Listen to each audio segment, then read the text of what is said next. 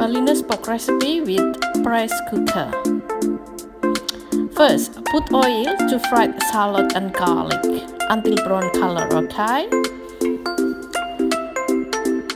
Add ginger and some chili. Chili is not optional.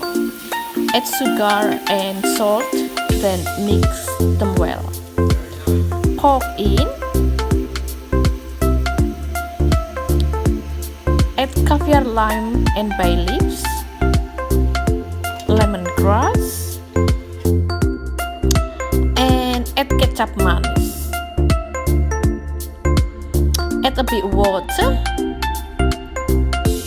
Lid on for 15 minutes or so. After a few minutes, rice cooker will make a noise like so.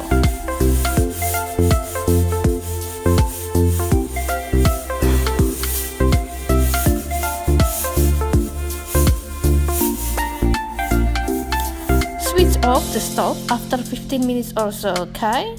And then wait for a few minutes until you can open the lid easily.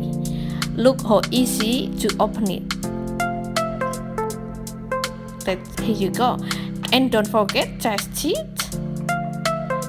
And I add bean. Then cook it for a few minutes to reduce the water.